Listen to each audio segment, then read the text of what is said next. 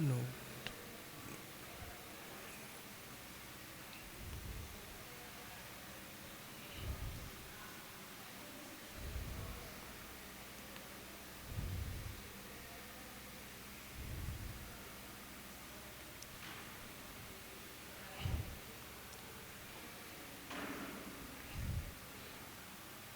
मंगलम भगवान वीरो मंगलम गौतमो गड़ी मंगलम कुंद कुंदादो जैन धर्मोस्तु मंगलम सर्वमंगल मांगल्यम सर्वकल्याणकारकं प्रधानं सर्वधर्माणां जैनं जेतु शासनं जैनं जेतु शासनम। देवादिदेव 1008 श्री वासपूजनाथ भगवान की, आचार्य कुमुद चंद महाराज की, आचार्य गुरुवर श्री विद्यासागर महाराज की, मुनि श्री विमल सागर महाराज की, 3 कमनों करोड़ महाराजों की।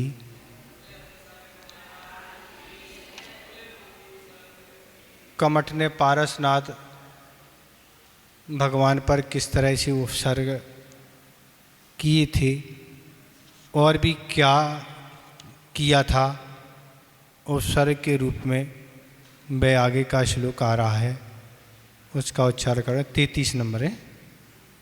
ध्वस ध्वस तोर्ध तोर्ध केश विकृता कीर्ति वर्त मुंड। ध्वस्तोर्ध केश विकृता कीर्ति मर्त मुंड।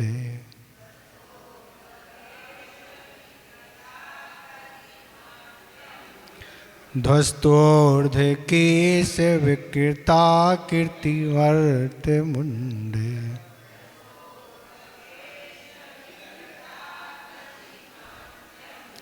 प्रालंब प्रालंब भ्रद भ्रद भयद भयद वक्त्र वक्त्र विनिर विनिर्यदग्नि विनिर्यदग्नि विनिर्यदग्नि। नहीं बन रहा। विनिर्यदग्नि। प्रालंब भृद भयद वक्त विनिर्यदग्नि।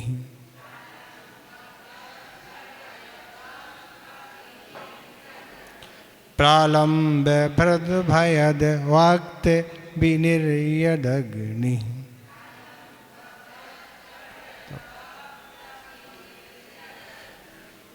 प्रीतव प्रीतव सुराघातु का वाका है। प्रीतव ब्रजाः ब्रजाः प्रीतिभवन्त प्रीतिभवन्त मपीरितो मपीरितो याः मपीरितो याः। प्रीतौ विरजा प्रीतिभवन्त मपीरितो याः।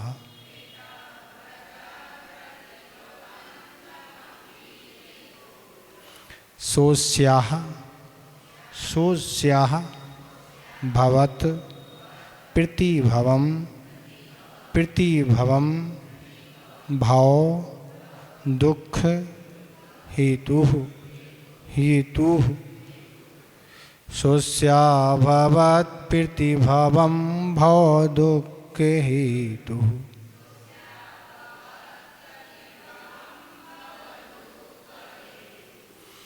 ठीक है, अब चारों चरण सुने। ध्वस्तोर्ध केश विकृता कीर्ति मर्त मुंडे। प्रालंब भृद भयद वक्त विनिर्यदग्नि।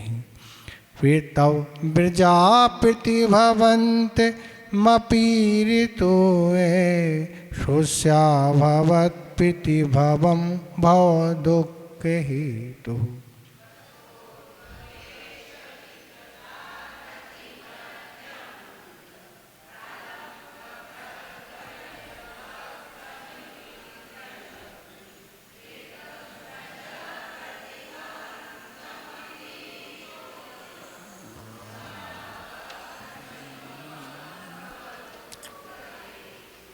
ठीक हो रहा उच्चारण?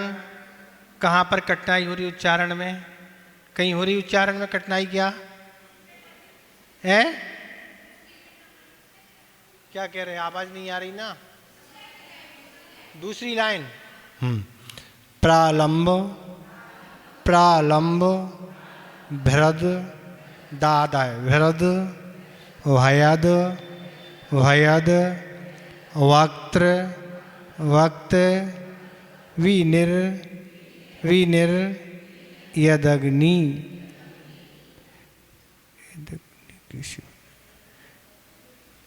प्रालंब, भृद, भयद, वक्त, विनिर, यदग्नि।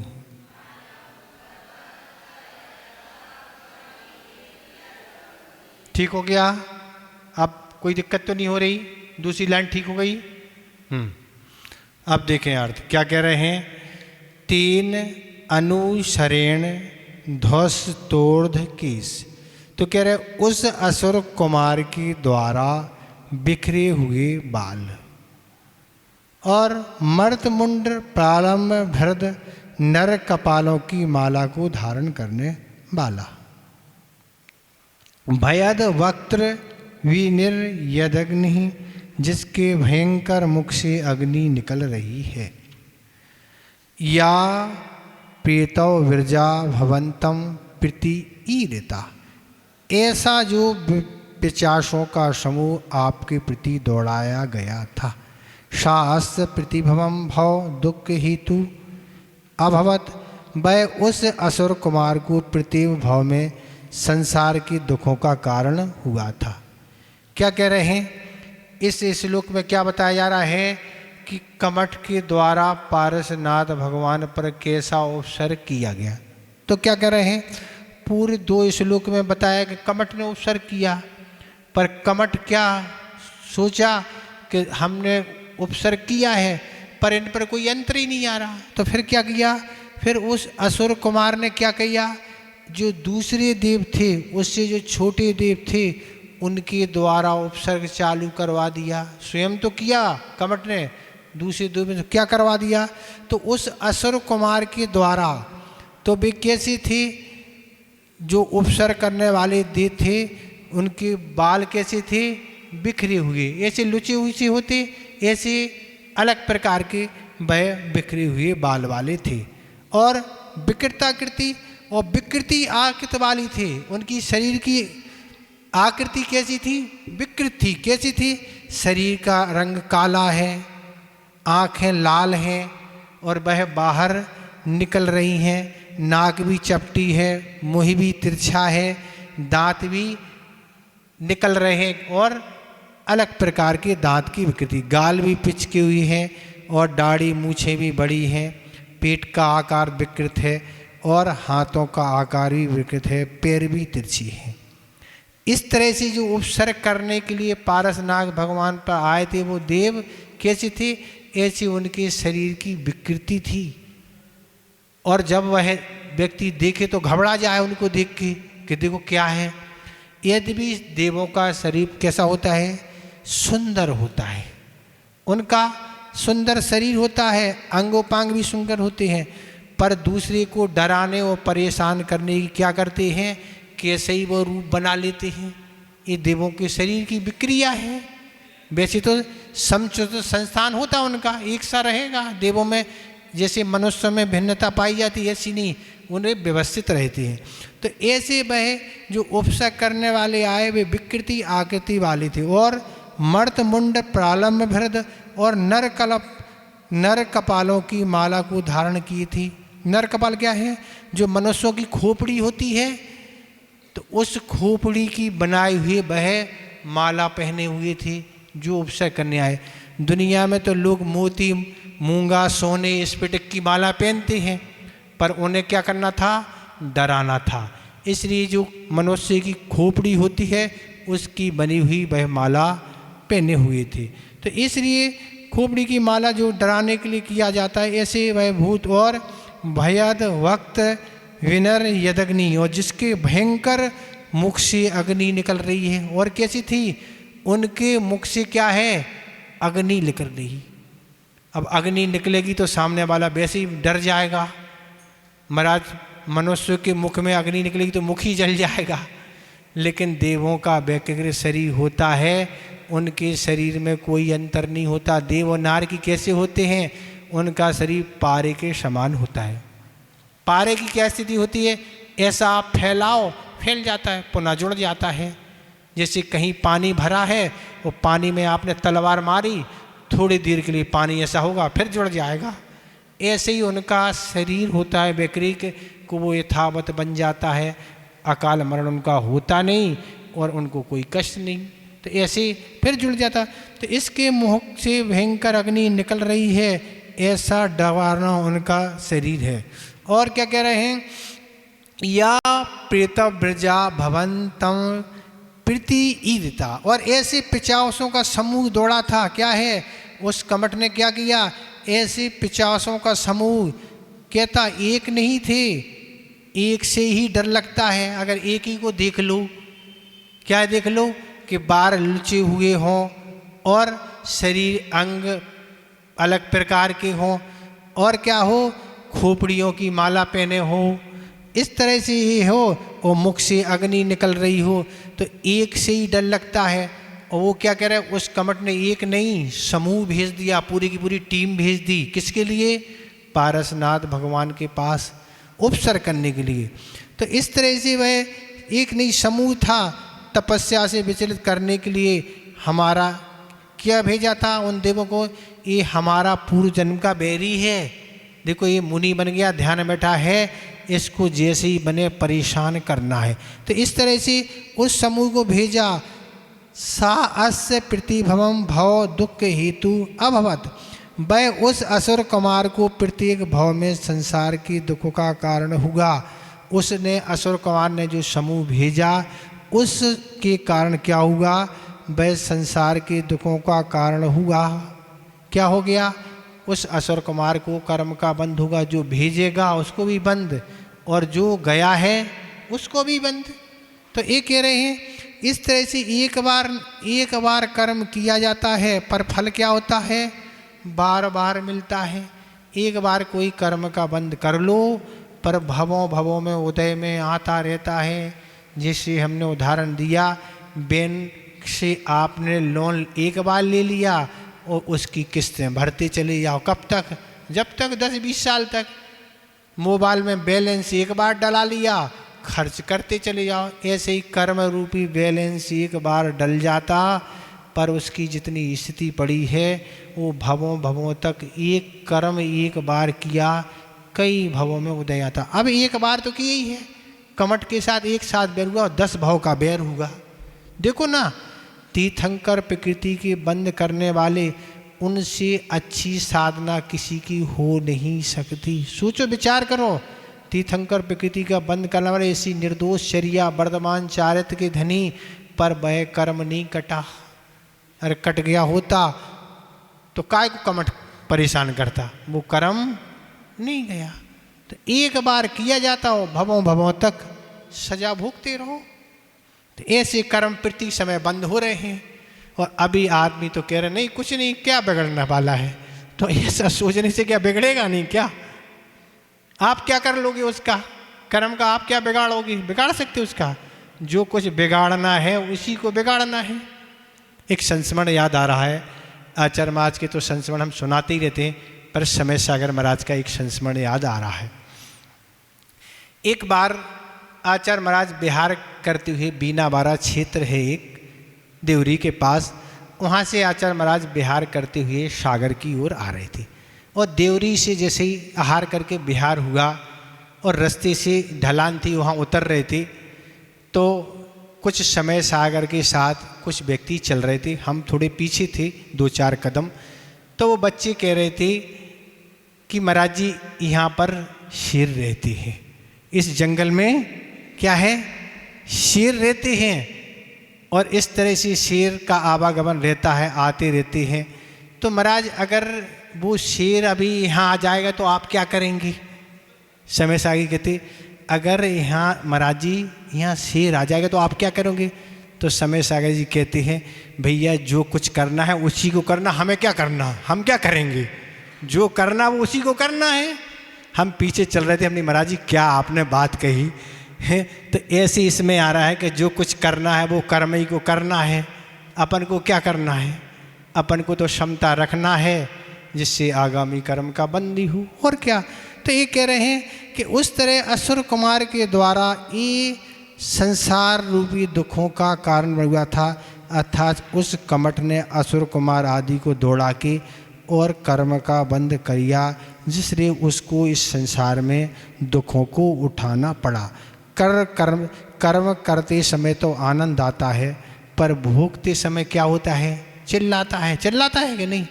ये हो गया, चिल्लाने से वो कर्म छोड़ता है क्या, तब भी नहीं छोड़ने वाला है।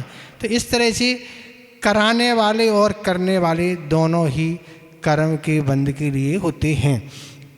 तो इस तरह से उस कमठ ने कल बताया था 2 श्लोकों में, स्वयं तो कष्ट पहुंचाया है, पर क्या किया, अगर उसको लगा कि कष्ट हमारे पहुंचाने से कुछ हुआ नहीं, तो क्या हुआ, उस असुर कुमार के समूहों को भेज दिया। कहाँ भेज दिया, उस असुर कुमार के समूह को भेज दिया, ऐसा डरावना रूप बना के, कि ऐसा डरावना रूप बना के तुम्हें जाके पारसनाथ को क्या करना है, उपसर्ग करना है। तो अभी क्या हुआ, तो अभी पारसनाथ का कुछ नहीं, बैठे तो बैठे ही है, उन पर कोई भी अंतर नहीं आया। तो उन्हें तो कोई कर्म का बंध हुए ही नहीं पारसनाथ को, क्योंकि उनको बंद होने ही नहीं, वो तो क्षमता के धनी थे, पर इसको बंद हो गया। इस तरह यह आपका श्लोक हो गया। इसमें क्या पूछना तो आप पूछ लें। क्या यहाँ कब, आज अभी कह रहे, अभी वर्तमान में कह रहे क्या नहीं आते, संवेदशी आते, क्या दिक्कत है। अभी वर्तमान में केवल भवनवासी और बेंतर 2 ही देव आते, वैमानिक देव आज वर्तमान में नहीं आते। बाकी समय आ सकते हैं, कोई दिक्कत नहीं, आने में क्या दिक्कत है। अभी वर्तमान में नहीं आते, वैसे समय में वैमानिक भी आ सकते हैं। जैसे जिससे आपकी दोस्ती हो वो आएंगे, दोस्ती आपने जिससे की होगी, वैमानिक से की तो वैमानिक आएंगे, भवनवासी बेंतर जो उनसे, जिससे आपका जो भी आपका मित्र था, अगर वैमानिक बन गया तो मित्र रूप में आएगा, और भवनवासी बेंतर बन गया तो वो आएगा। जो भी आपका मित्र है वो आएगा ना, आपने जिसको मित्र बना रखा है। तो इस तरह से ये पारसनाथ भगवान का उपसर्ग का वर्णन हो गया। अब आगे बता रहे हैं कि भक्ति करने वाले, भगवान की भक्ति करने वाले कैसे होते हैं, उनकी भक्ति के प्रति कैसी रुचि होती है कि वह सर काब छोड़ के भक्ति में लग जाते। 34 नंबर इसका उच्चारण करें। धन्यास्त, धन यास्त, धन ना आधा है, धन यास्त एव भवनाधिप, भवनाधिप क्या है, भवनादि,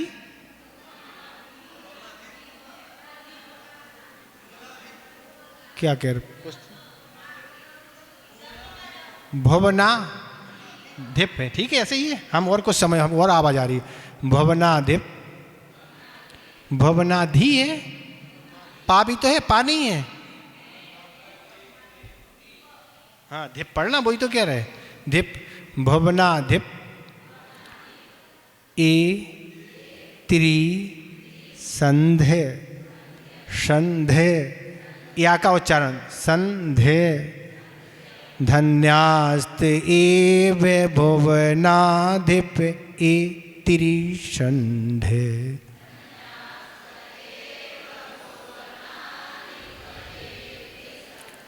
धन्यास्त एव भुवनाधिप ए त्रि संधे।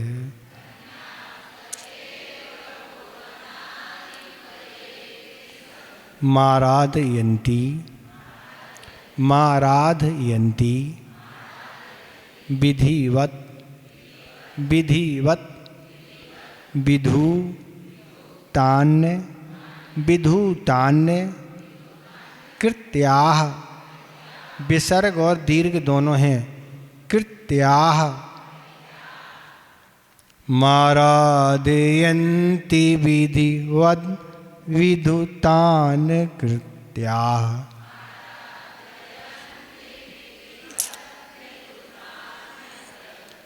भक्त्योल बन गया उच्चारण, भक्त्योल भक्त्योल लसत लसत पुलक पुलक पक्षमल पक्षमल देह देह देशाह, विसर्ग और दीर्घ दोनों हैं, देशाह, मुख अच्छे से खोलना पड़ेगा है, देशाह। भक्त्यो लसत पुलक पक्षमल देह देशाह।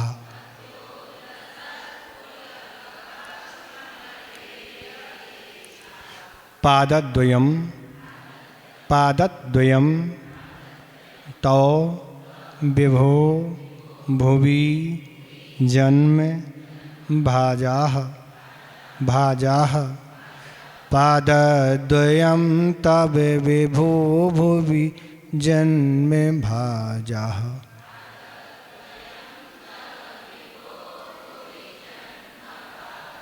चारों चरण एक साथ। धन्यास्त्वयि विभुवनाधिप तिरिसन्धे मारादयन्ति विधिवत् विदुतान कृत्या। भक्तो लसत पुलक पक्षमल देह दिशा। पादद्वयम तब विभो भुवि जन्म भाजः।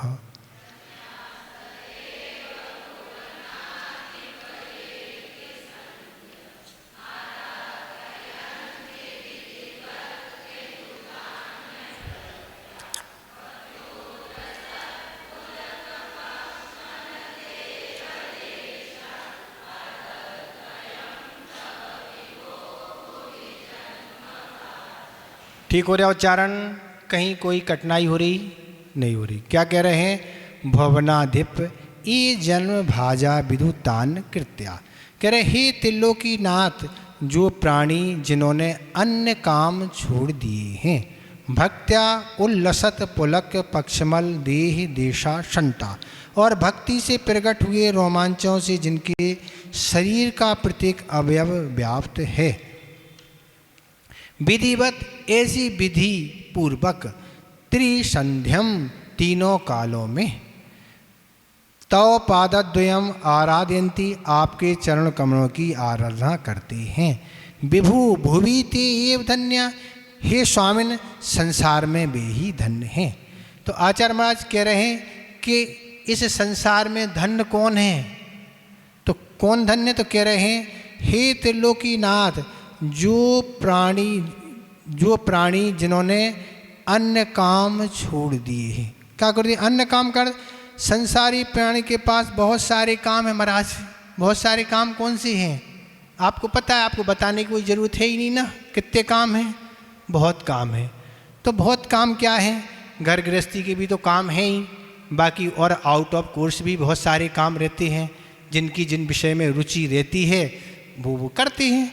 तो क्या कह रहे हैं? संसारी माने बहुत काम है, विषय है, कषाय है, पाप है, और खोटे ध्यान आरोध ध्यान है, भोजन करना, भोजन कराना, निद्रा लेना, व्यापार और तरह तरह के काम हैं। तो कह रहे हैं कि त्रिलोकीनाथ, जो प्राणी जिन्होंने अन्य काम छोड़ दिए हैं, कैसे छोड़ दिए हैं? कि भक्त्या उल्लसत पुलक पक्षमल देह देशा शंता, भक्ति से प्रकट हुए रोमांचों से जिनकी शरीर का प्रत्येक अवयव व्याप्त है। क्यों छोड़ दिए काम? जैसे ही भक्ति का समय होता है, क्या होता है? भगवान की भक्ति का जैसे ही समय हुआ तो वो काम छोड़ दिया। क्यों? अभी तो भक्ति का समय है। तो ये कह रहे काम छोड़ के, और भक्ति से प्रकट हुए रोमांचों से जिनके शरीर का प्रत्येक अवयव व्याप्त है। व्यक्ति जैसे ही भक्ति करने को तैयार होते हैं तो हर्ष के कारण शरीर के रोम खड़े हो जाते हैं। कैसे होते हैं? सर्दी आने वाली है, अभी सर्दी आएगी बारिश के बाद। तो सर्दी जब होती है, खूब तेज़ सर्दी पड़ती है, तो सर्दी में क्या होते हैं, ये शरीर के रोम उठने लगते हैं, बहुत तेज सर्दी होती है। तो कह रहे हैं कि ऐसे व्यक्ति भक्ति तैयार होता है तो हर्ष के कारण, खुशी के कारण कि अभी हमें भक्ति करने का ये अवसर मिला है, तो भक्ति हर्ष के कारण शरीर के रोम खड़े हो जाते हैं, भक्ति करने के लिए तैयार हो जाते हैं। ये भक्ति का ढंग बता रहे हैं आचार्य महाराज। भक्ति का स्वरूप क्या है? ऐसा जब अंदर से भक्ति का समय हो तो भक्ति करने के पहले ही उत्साह जागृत हो, हर्ष हो कि हम भक्ति करने का समय हो गया है, अब हमें भक्ति करना है, ऐसा उत्साह हो। मंदिर आते समय भी ये स्थिति बने कि हमें मंदिर जाना है, क्लास में जाना है, और प्रवचन है, और भी ध्यान है, माला फिरना आदि। तो ये संसारी प्राणी के काम अनेक हैं, उनमें तो उत्साह रहता है नहीं, भोजन करने में और भी बहुत सारे काम हैं। पर आचार्य कहता है ऐसा उत्साह इन कामों में नहीं रहता। बताओ आप, रहता तो है, कुछ लोगों को रहता है, संकलेश होता है। महाराज 3 बजे आने को तैयार होते और न कोई उपस्थित हो जाए, कोई कारण उपस्थित हो जाए, कोई व्यक्ति आ जाए, कहीं से कोई समस्या हो जाए, तो लगता है कि लेट तो हो रहे हैं। पर कुछ लोगों को लगता है लेट हो गए तो अच्छा है ना, क्या है, लेट हो गए तो अच्छा लगता होगा। अब आप समझे, हमें नहीं पता ना, सभी तरह के लोग होंगे ना। तो क्या कह रहे हैं कि ऐसे हर्ष के कारण क्या हो गए हैं, रोम उठ रहे हैं, और वे रोम खड़े भक्ति तैयार हो गए हैं। और क्या कर रहे हैं कि आँखें भी प्रभु की तरफ लगी हैं। जैसे ही वे भक्ति करने के लिए आए हैं तो आँख की दृष्टि कहाँ है, वहीं है, और कहीं नहीं है ना। आपका तो कैमरा घूमते ही रहता ना, ये कैमरा तो एक स्थान पर लगा है, पर आपके पास राउंड वाला कैमरा है, राउंड चेयर जैसी होती है, ऐसी चेयर आपका कैमरा बहुत अलग टाइप का है ना, वो ऐसा राउंड वाला पंचकर्णक वगैरह में एक राउंड कैमरा लगा रहता है, वो कैमरा आपके पास है। तो ऐसा राउंड कैमरा ऐसा घूमता है। तो क्या कह रहे हैं कि आंखें भी आपकी तरफ लगी हैं, एक टक लगी हैं। क्या कर रहे हैं, एक टक कहाँ लगी है, आंखें ही लगी हैं।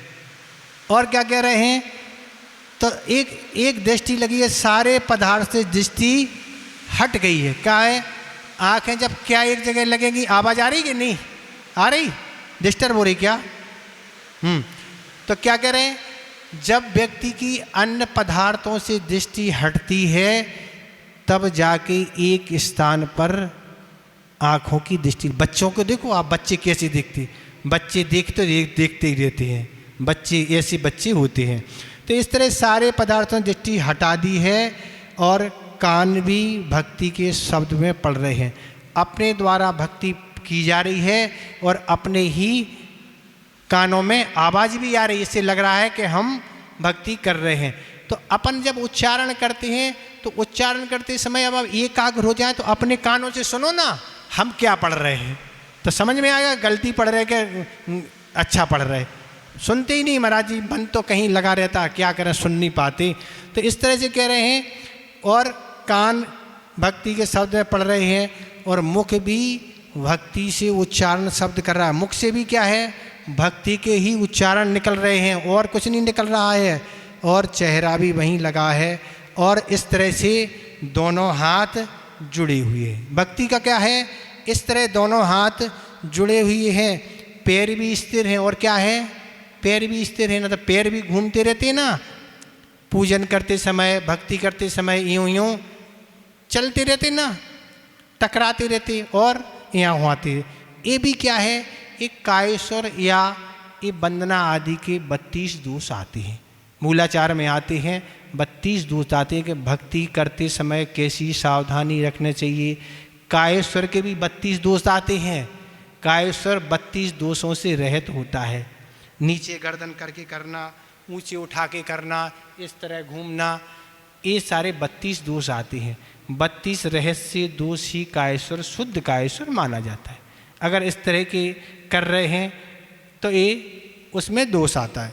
तो क्या कर रहे हैं, पैर भी स्थिर है, और मन भी आरोध ध्यान से रहित है, अर्थात सारे टेंशनों से मन भी दूर है।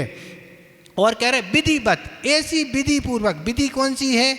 जो आगम में विधि बताई है उस विधि से आपकी भक्ति करते हैं। कह रहे त्रिसंध्यम, तीनों कालों में। कब कह रहे हैं?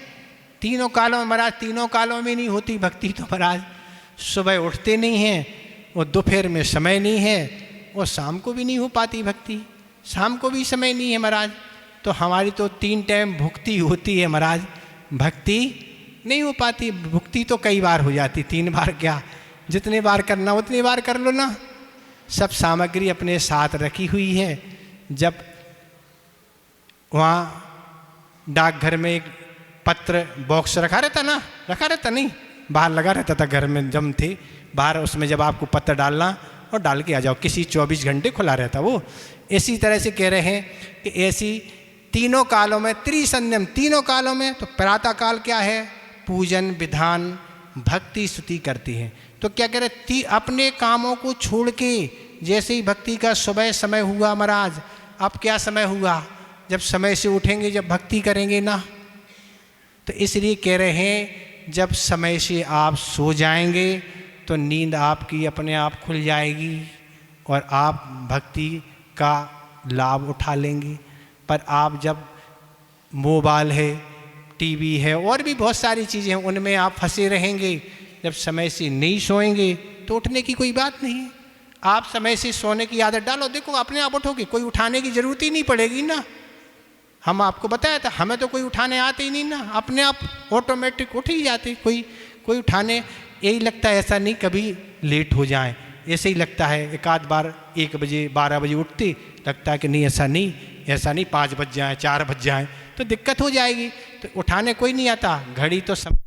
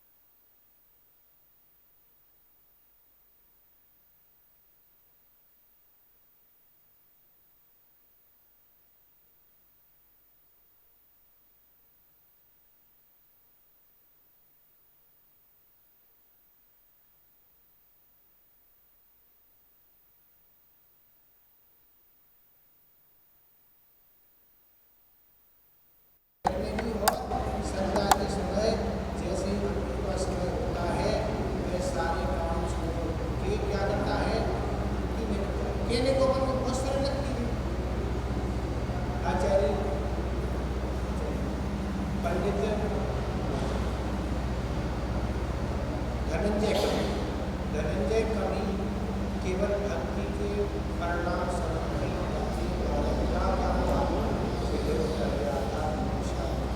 भक्ति का क्या, भक्ति की काम हो गया, साधा ग्राम चला गया, हमारा सुनाई नहीं दे रहा है, सुनाई नहीं दे रहा है। क्या करें, नहीं साहब क्या करें, जैसे साहब तुमने देखी नहीं जाने वाली के पहले बार लाइट जाते देखी नहीं ना, आपको पहले से व्यवस्थित करना चाहिए। आपके छत में चल रहे हैं, आपके छत क्या है, छाया होता है ना, छाया गिरती है, कौन सी छाया के काम से होता है, क्या है, छत कभी चमर कभी झलते देते ना, चमर क्या है, माइक क्या है, माइक तो ऐसे वो होता आपको पहले से व्यवस्थित है, हम क्या करें ना, हमारा समाज ठीक है ना। तो क्या कह रहे हैं, तव पादद्वयम् आराधयन्ति, नहीं आ रही आवाज, क्या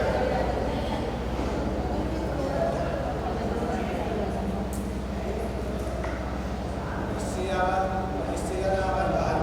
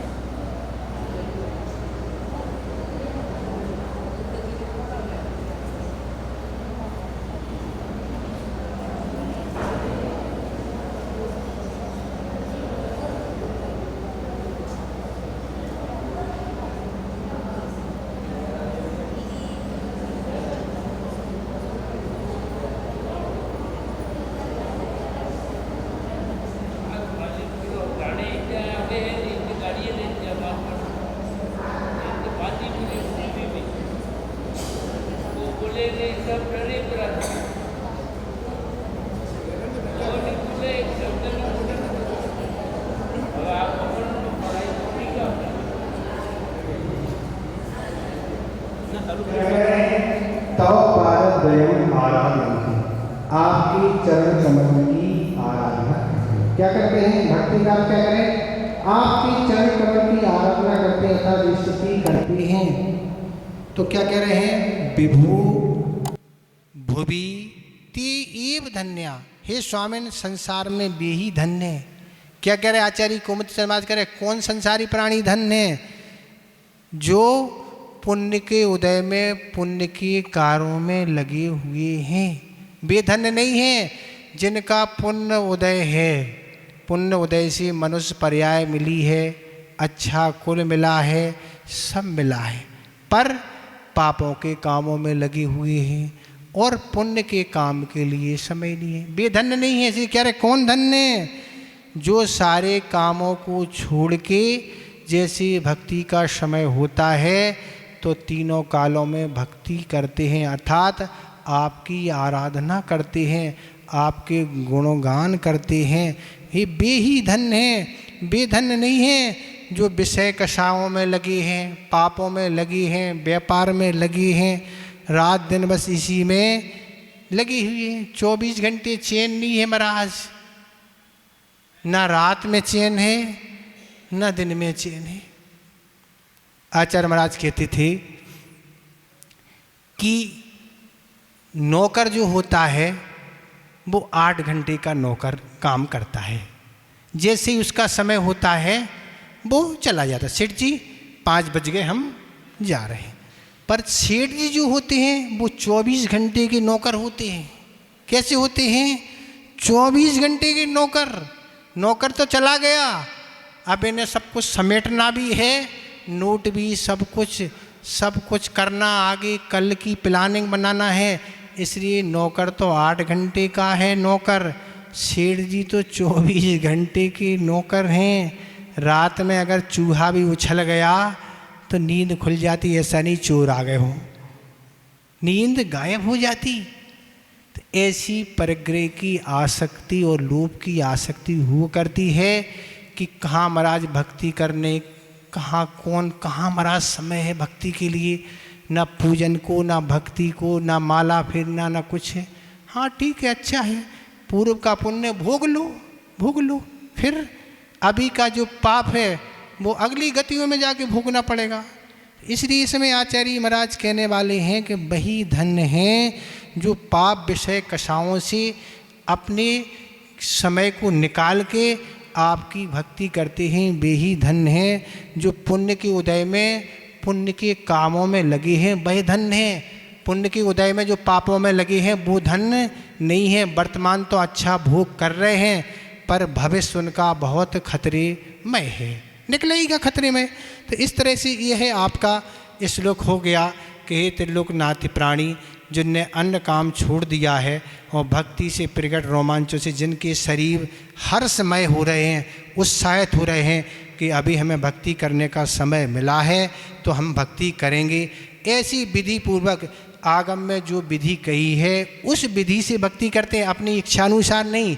आगम विधि करते हैं, तीनों कालों में आपके चरण कमल की आराधना करते हैं। हे स्वामिन, वे ही धन्य हैं, वह पुण्य के काम में लगे हुए हैं, वह पुण्य उनको आगामी जीवन में काम आएगा। इस तरह यह आपका श्लोक हो गया। आपको कुछ पूछना इसमें तो आप पूछ सकते हैं, ठीक है। इसलिए प्रमाद को छोड़ के अपने समय से कामों को सुबह आदि जो भी दोपहर आदि में करके निकालो और ऐसी भक्ति करके क्या करो, पुण्य का संचय करो। एक कल्याण मंदिर स्तोत्र हो, चाहे भक्तांबर स्तोत्र हो, चाहे एक ही भाई ये भक्ति ही तो है। और भी भक्ति पाठ बहुत सारे हैं, जो भी आपको अनुकूल हो करें। भगवान के गुणगान करना यही भक्ति है। वो गुणगान करेंगे तो अपन को पुण्य संचय होगा, पापों का क्षय होगा, और नहीं करेंगे तो नहीं होगा। तो इस तरह यह हो गया, ठीक हो गया। अब पूछना तो वैसे है नहीं, समझ में आ ही रहा है और जा भी रहा है क्या? क्या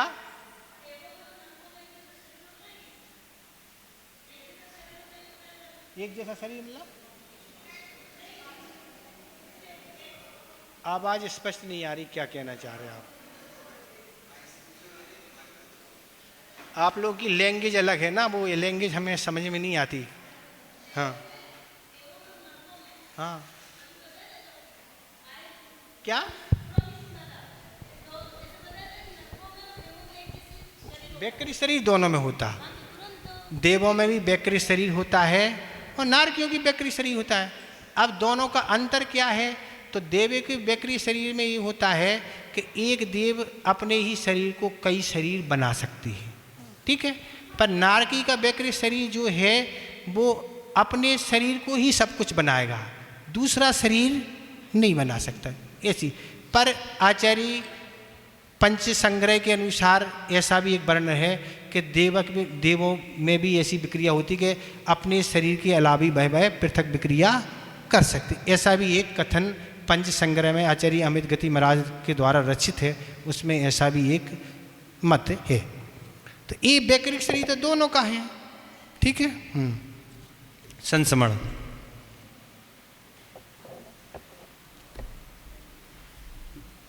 एक जबलपुर में डॉक्टर पीसी जैन है जो आचार्य महाराज के बहुत अनन्य भक्त हैं।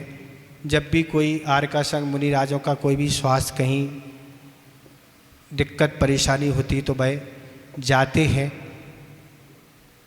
पर असाता कर्म की एक से एक बार ऐसी घटना घटित हुई कि उनका एक लड़का था और असावधानी के कारण अग्नि लगने से उसका पूरा चेहरा जल गया और आँखों की रोशनी भी चली गई। वह जबलपुर नगर में डॉक्टरों के पास गए, डॉक्टरों को दिखाया, पर डॉक्टरों का यही कहना है कि हम इसमें कुछ नहीं कर सकते, आपको बाहर जाके दिखाना होगा कोई बड़े डॉक्टरों को, तब इसका उपचार हो सकेगा। बड़े चिंतित थे, पर चिंतित करते हुए एक ही बात उनके दिमाग में आई कि आचार्य महाराज के पास चलते हैं, जो होगा वह सब अच्छा होगा। आचार्य महाराज उस समय कुंडलपुर में विराजमान थे और आके आचार्य महाराज को सारी घटना बताई, ऐसा ऐसा आचार्य महाराज हो गया। पर गुरुदेव आपका आशीर्वाद रहेगा तो सब अच्छा हो जाएगा, इतना हमें विश्वास है। बस आप तो आशीर्वाद दें और बस इतनी कृपा कर दें कि आप तो क्या कर दो, बस हमें पाँव प्रक्षालन कर लेने दो, बस पैर धुला लेने दो, हमारा काम हो जाएगा। उनने बड़े अच्छे से आचार्य महाराज का पाद प्रक्षालन किया और गंधोदक जो बना उसको 2-4 नैपकिन में उसको सूख लिया और वह नैपकिन सुखा के लेके वापस अपने घर गए जबलपुर और उनको फिर गीला करके पुनः एक एक क्रम से नैपकिन को मुख पर लगाना प्रारंभ कर दिया। और जैसे 1-2 बार 4 बार लगाया और धीरे धीरे आँखों की रोशनी पुनः वापस आ गई और जो चेहरे की चमड़ी आदि विच्छित हो गई थी और वह भी धीरे धीरे ठीक हो गई। तो ऐसे गुरुदेव के चरण है, ऐसी उनकी तप की विशुद्धि है, ऐसी उनकी साधना और उसका पुण्य है कि उनकी पुण्य के उदय से सब ठीक हो जाता है। समय आपका हो गया है। बोधि समाधि परिणाम शुद्धि स्वात्मोत लब्धि शिव शोक सिद्धि चिंता मणिम चिंतित वस्तु दाने तुम बंत मानस ममस्तु।